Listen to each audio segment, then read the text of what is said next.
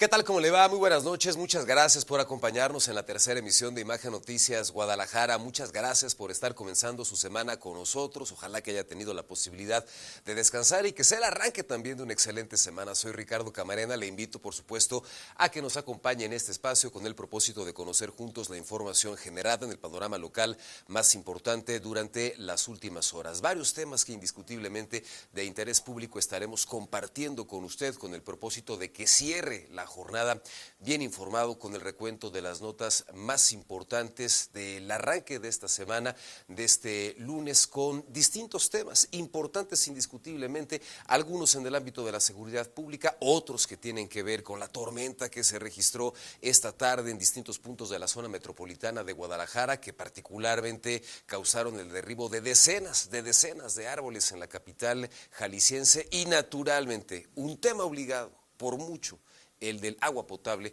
aquí en nuestra ciudad. Este es pues un adelanto de la información que tenemos preparada para usted. Regalarán pipas y garrafones en colonias afectadas por la mala calidad del agua en la ciudad, anuncia el gobierno estatal. Reportan la caída de más de 30 árboles en Guadalajara tras la tormenta de esta tarde. Realizan más de 600 elementos de seguridad y protección civil simulacro de narcobloqueos en la zona metropolitana.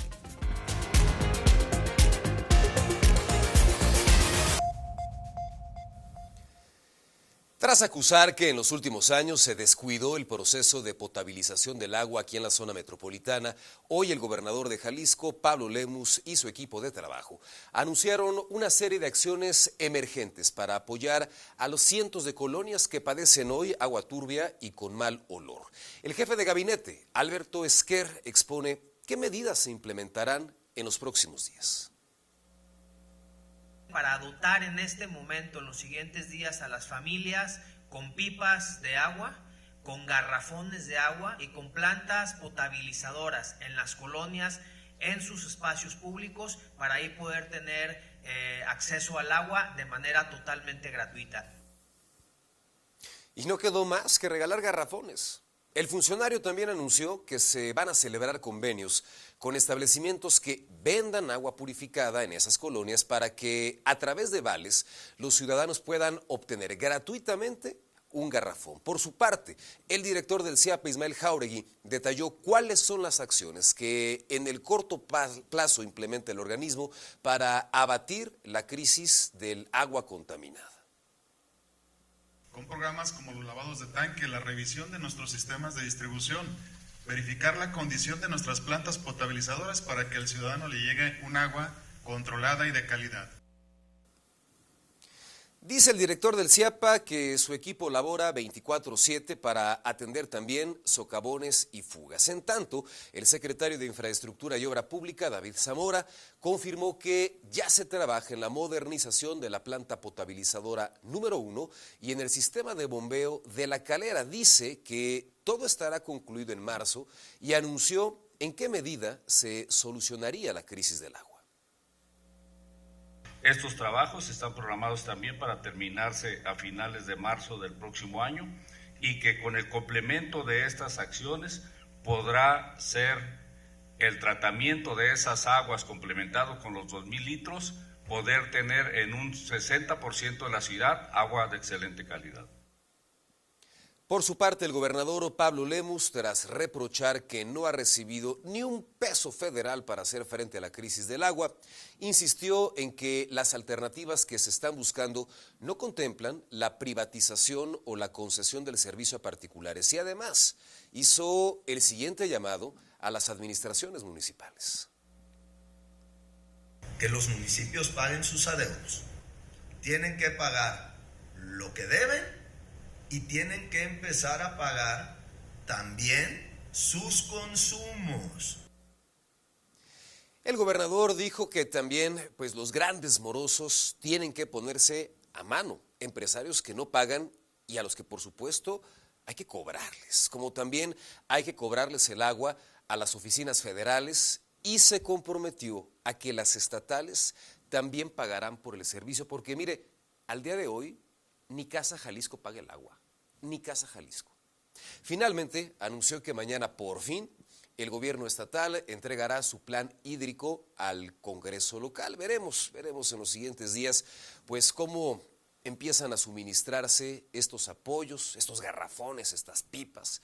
Cuántas y cuáles son las colonias a las que les van a suministrar los garrafones. Veremos si coinciden con las que denuncian colectivos y ciudadanos. Toca saber cuál será el mecanismo de distribución, los requisitos, las reglas, los plazos. Y mire, el tiempo apremia, no solo por la crisis del agua en sí, que es delicadísima, sino porque para marzo, cuando deben notarse estas grandes mejorías, estará ya corriendo plenamente el proceso electoral del 2027 y este tema, el de la crisis del agua, inevitablemente, aunque no es lo deseable, se va a politizar. Porque mire, si se cumple lo prometido, será un mérito que capitalice a su favor el partido en el gobierno. Y si no, indiscutiblemente, un arma para la oposición. Al tiempo. Por lo pronto, hoy el Consejo Universitario de la UDG aprobó que las empresas productivas, sus empresas productivas, como el Auditorio Telmex, como el Conjunto Santander, como el Diana, todos estos paguen por fin el agua que consumen. La Universidad de Guadalajara pagará por el consumo del agua. En sesión extraordinaria, el Consejo General de Universitario aprobó por unanimidad que las entidades productivas de la máxima casa de estudios realicen lo correspondiente por el uso del recurso hídrico debido a la situación que vive el Estado en esta materia. El anuncio ya lo habían hecho desde el pasado 4 de julio y este lunes 13 quedó materializado durante la asamblea plenaria previa al periodo vacacional. La rectora general Carla Planter fue quien lo propuso. Durante la sesión destacó la disposición del CGU de avalar el proyecto. Y refleja justamente el compromiso de esta universidad, ¿no? Con una responsabilidad de carácter social de reconocimiento de un problema que lleva mucho tiempo. Ciertamente con esto, por supuesto que no se va a resolver el problema, pero es una aportación que hacemos y sobre todo también esto que vamos a hacer, esta campaña intensa verdaderamente sobre la cultura del agua para sernos más responsables como ciudadanas y ciudadanos del uso. Esta es la lista de dichas entidades productivas.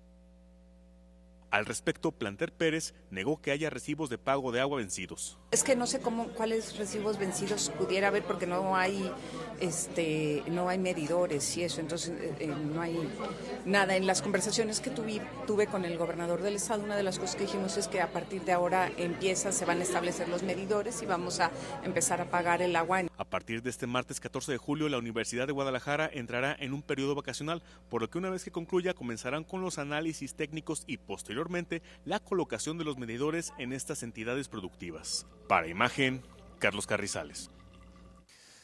Bueno, pues dice la rectora de la Universidad de Guadalajara, Carla Planter, que están asumiendo un compromiso social. Pues faltaba más. Que paguen el agua que consumen empresas que generan miles y miles y miles y miles de pesos. Como se espera también que finalmente paguen los municipios, paguen las oficinas del gobierno estatal, paguen, por supuesto, los grandes deudores, que paguen las oficinas del gobierno federal, porque fíjese, finalmente el único que está sosteniendo al CIAPA pues es el usuario doméstico y aquellos comercios y aquellos empresarios, claro, aquellos industriales que sí cumplen con los pagos que tienen que proporcionar, pero no las entidades gubernamentales. Hasta ahora, cuando se les revienta este tema en las manos, es que le van a entrar. Lo ven de la UDG como un asunto de compromiso social, pues faltaba más que paguen por el agua que consumen. Pero mientras comienzan a notarse las mejoras en los servicios del CIAPA, otra de las constantes, pues son las fugas de agua, usted lo sabe. En medio de la crisis hídrica que enfrenta la zona metropolitana de Guadalajara, miles de litros de agua limpia terminaron en el caño por una enorme fuga que se registró en la colonia Jardines del Sur. El desperfecto ocurrió en una tubería que corre a la par de las vías de la línea 1 del tren ligero, en Avenida Colón y Rosarios Castellanos.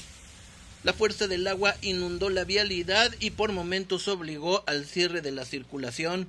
Pues desde las 7 de la mañana.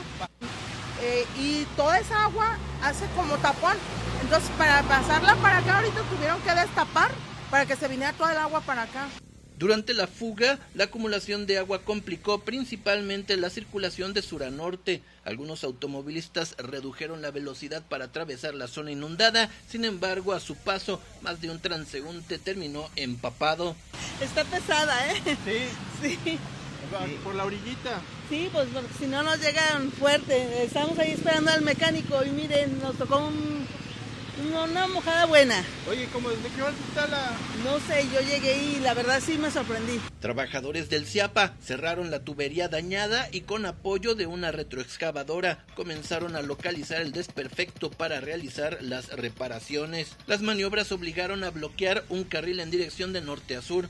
Mientras tanto, el agua acumulada comenzó a descender con ayuda de las bocas de tormenta y el constante paso de los vehículos. Hasta el momento no existe una estimación oficial sobre la cantidad de agua desperdiciada. Afortunadamente, ningún vehículo resultó afectado, mientras que las labores de reparación continuaban hasta el cierre de esta edición. Informó para Imagen Alberto Mariscal.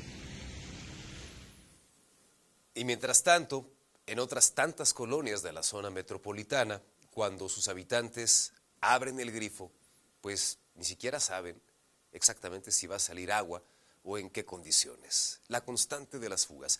Pero otra de las constantes, se sabe, son los hundimientos y los socavones.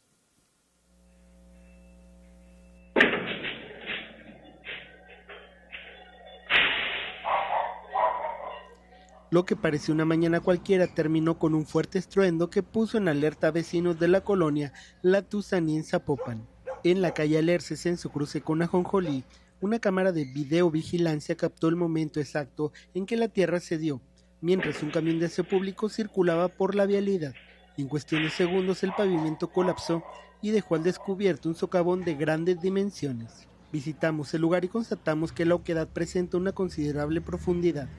En el interior se observan humedad constante, raíces expuestas y desprendimientos de tierra que hacen evidente que el terreno continúa inestable, ocasionando inquietud entre quienes habitan aquí.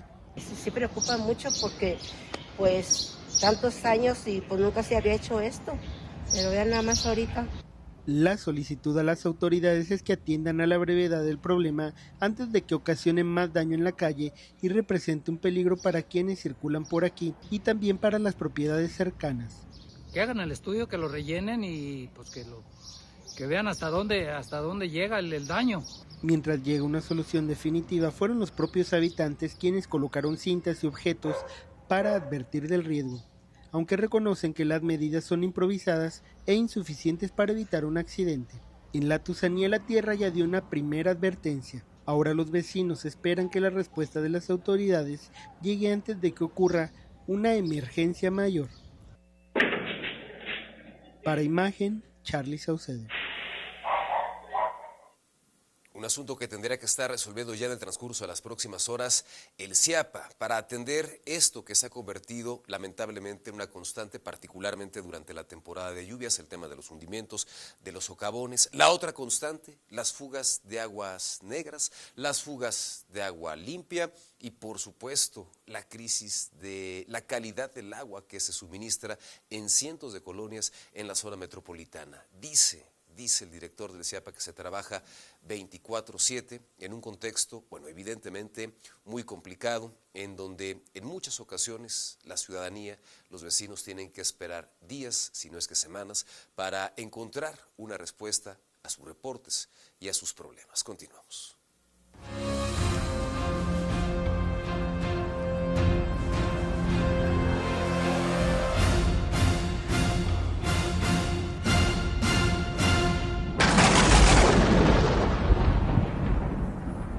Bueno, vaya que llovió esta tarde en la zona metropolitana de Guadalajara, particularmente en la capital jalisciense. De hecho, en algunos puntos de la ciudad se ha mantenido una lluvia intermitente y esta noche le presentamos a usted el balance relacionado con esta lluvia, poniendo particular atención a las decenas y decenas de árboles que terminaron derribados.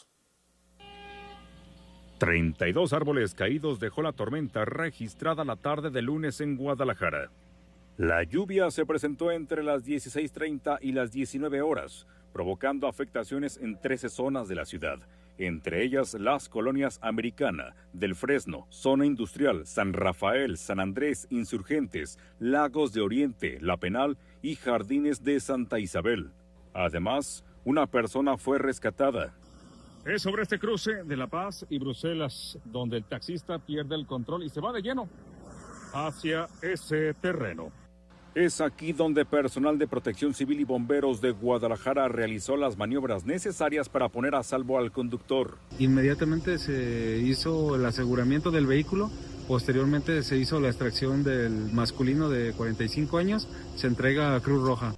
De manera preliminar, se presume que el piso mojado, combinado con el exceso de velocidad, pudo haber provocado el accidente. Aunque la tormenta no dejó personas fallecidas, desaparecidas o lesionadas, ni viviendas afectadas o vehículos varados, sí ocasionó la caída de árboles y cortes de energía eléctrica en colonias como San Andrés y San Rafael, donde además varios semáforos dejaron de funcionar.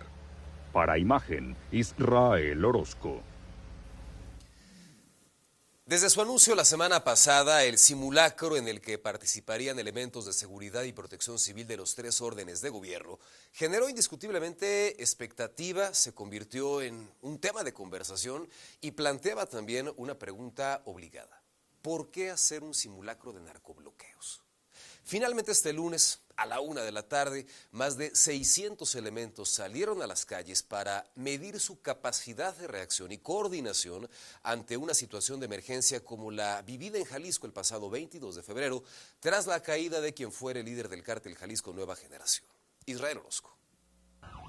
Así se vivió el simulacro de bloqueo de vías terrestres realizado este lunes en distintos puntos de la zona metropolitana de Guadalajara. El ejercicio, acordado por la 5ª Región Militar y el Gabinete de Seguridad de Jalisco, contó con la participación de corporaciones de los 3 niveles de gobierno.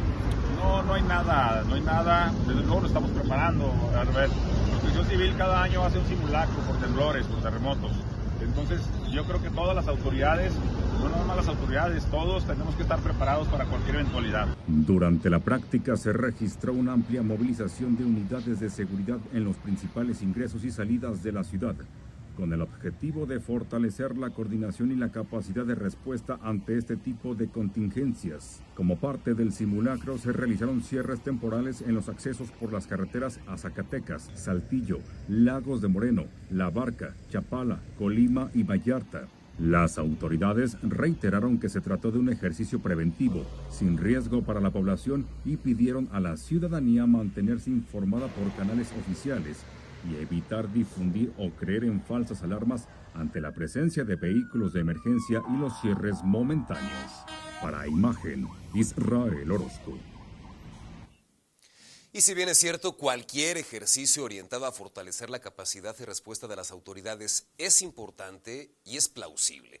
También es cierto que este simulacro de contención de narcobloqueos pues levantó suspicacias tanto que las autoridades insistieron una y otra vez en que solo era una práctica, en que no está ocurriendo nada malo, y el balance que presentan pues es positivo, lo califican incluso como un éxito, y bueno, lo importante será medir su reacción cuando se presente una eventualidad como la de febrero, hechos en los que a todas luces pues las autoridades quedaron rebasadas.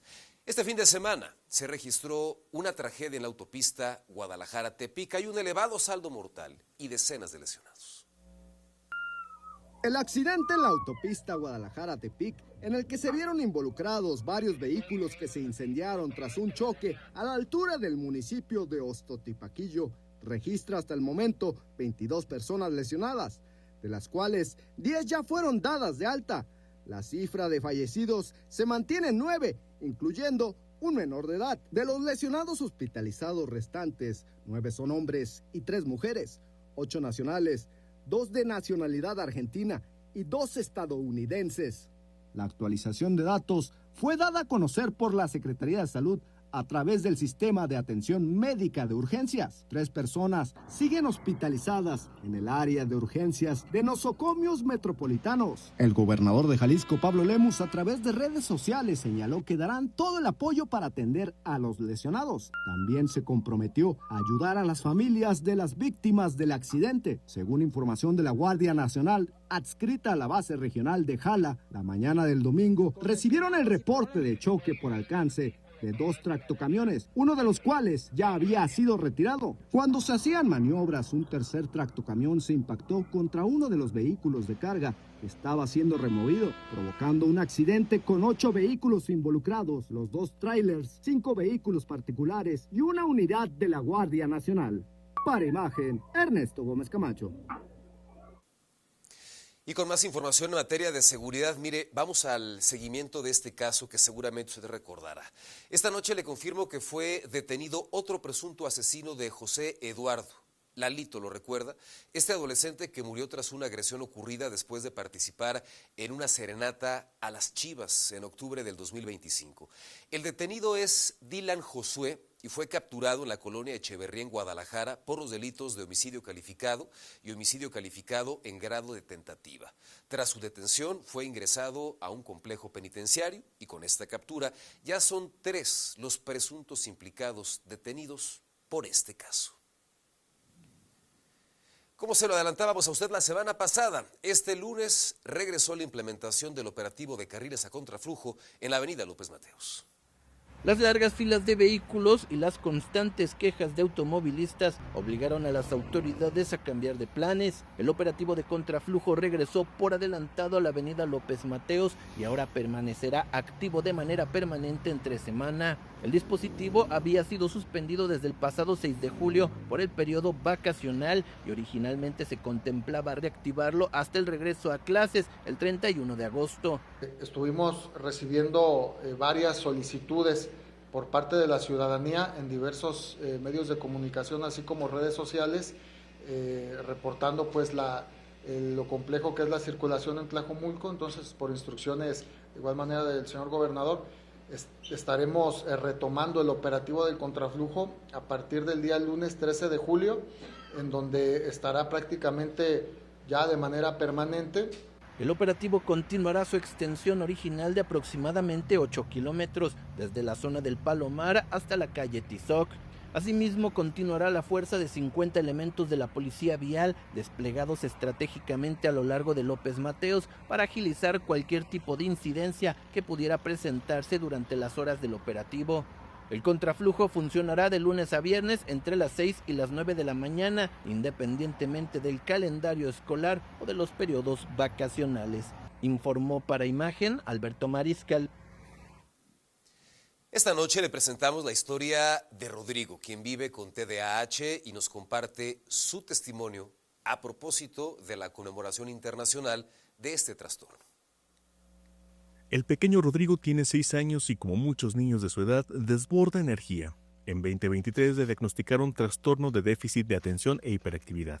Sofía, la madre del menor, contó a Imagen Televisión Guadalajara que ante la primera sospecha de que tenía esta condición, lo llevaron con el especialista y una vez confirmado, ella y su esposo comenzaron a documentarse al respecto para brindarle todas las herramientas posibles. Los retos son constantes.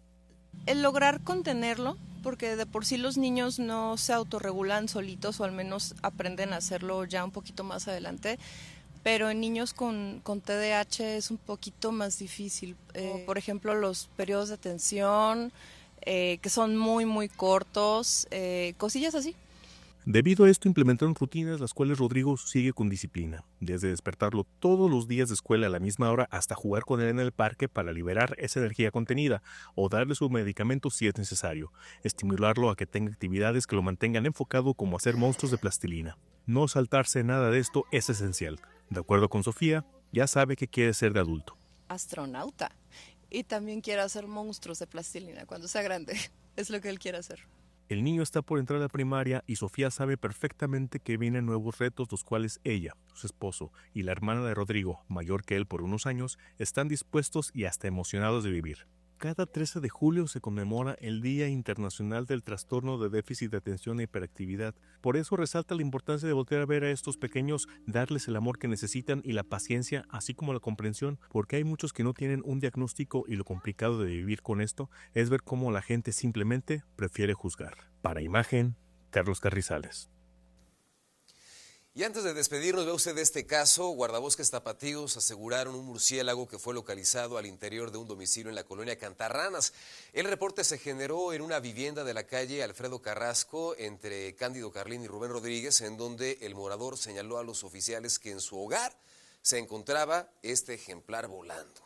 El murciélago fue asegurado por personal especializado, está en aparente buen estado de salud y finalmente fue trasladado, como tantos otros ejemplares, a la unidad de acopio y salud animal de Tlajomulco, en donde permanece bajo resguardo para recibir atención previo a una posible reintegración a su ecosistema. Nos vamos, gracias por habernos acompañado, que tenga usted una excelente noche, descanse y hasta mañana.